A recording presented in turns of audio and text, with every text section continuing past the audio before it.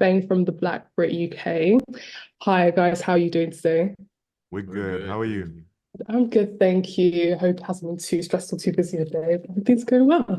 So Yeah. let's get straight into it. How was the process really for you guys getting into character as Malcolm X, as MLK? What made you kind of decide to go for these two roles as two people who are really historic, really important? Why did you relate to these characters?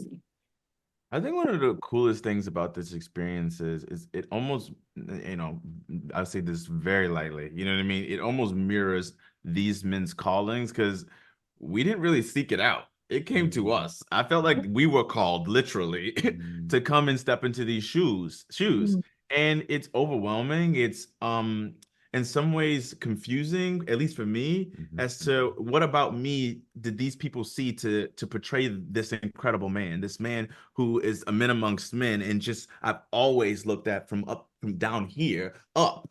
And they said they want to bring him down and us up here so we can meet each other eye to eye and find a sinner and a relatability.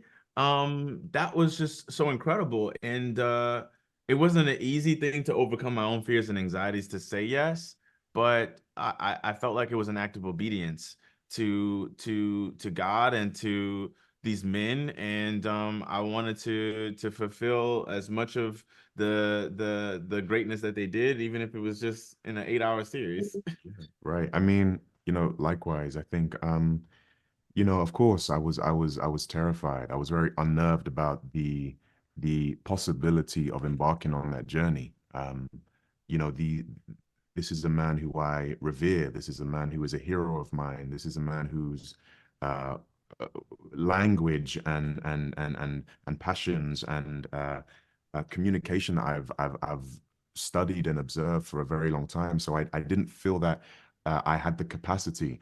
But something that I try my best to do is walk in faith, and I Mhm. believe that what's meant for you won't miss you. So I leaned into it. I doubled down on it, and by the grace of God, hopefully we serve these men, and we portrayed their stories with integrity, and in its capacity. Those are such powerful words, and it's so clear to see how much those men mean to you guys, and how much you respect them. As you said, revere them. Like that's a deep way to be looking at things. Kind of look at both of you. What characters, what personality traits of Malcolm X and Martin Luther King do you see in each other as you've been playing the roles? Ooh, wow. I think what I see in Aaron is his his ability to just connect with anyone. Something about Malcolm that I found was that he managed to be he was so charismatic, and he had this ability to make anyone feel like he was their brother, anyone feel like they could be understood by him, despite the fact that even if he was like kind of like telling them off about what they needed to do, they still felt like Malcolm saw them, you know what I mean? And I think Aaron has this same quality as just like when I'm with him, I'm like, I immediately recognize him. I immediately feel recognized. And that is such a like superpower that people underestimate. Mm. And that is so empowering, and it kind of just once again, people need to feel seen. That's really what it's coming down to. People need to feel seen. And what they both have is this ability to make you feel seen. Yeah, I appreciate you, man. Yeah. I appreciate it. Oh. I think in regards to Kelvin, until you meet him, you might not know this, but he operates so deeply from a place of love, light, and empathy. And that is no small feat. And I find it admirable, and I look up to it. And I hope to hopefully embody those qualities as much as he does effortlessly, on my journey. And I think that is something that deeply connected you to Dr. Martin Luther King. And I think that's why your portrayal of him is so magnetic. I think it's why it's so dynamic. And I think it's why it's so moving. So we appreciate you, man. Appreciate you, dog. Oh, it's amazing to see the care that you guys show to each other and like that you see that in your characters and each other. It's really good to see. And finally, I'm a Black Brit, Aaron Black Brit represent. What would you like for the Black British audience to take from these these men, Malcolm X, Martin Luther King, what would you like us as a completely different audience to see and relate to?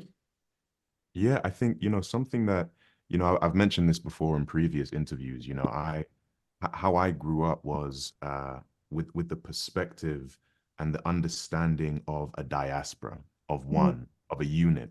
And I've said this many times, but if anyone, no matter where they are in the world, anyone who looks like me, whether that be in the States, whether that be in the UK, Australia, New Zealand, the continent, the Caribbean, if you're experiencing something challenging, if you're experiencing hardship, I feel that deeply.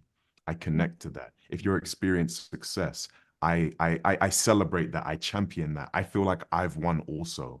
So I think this is just an opportunity for us to come together, and an opportunity for us to celebrate these men and these women and their achievements, and be empowered by it. It's an opportunity that this is a moment where we're championing the historic successes that we've achieved as a diaspora. And I think it's just about love, light, and operating from that place.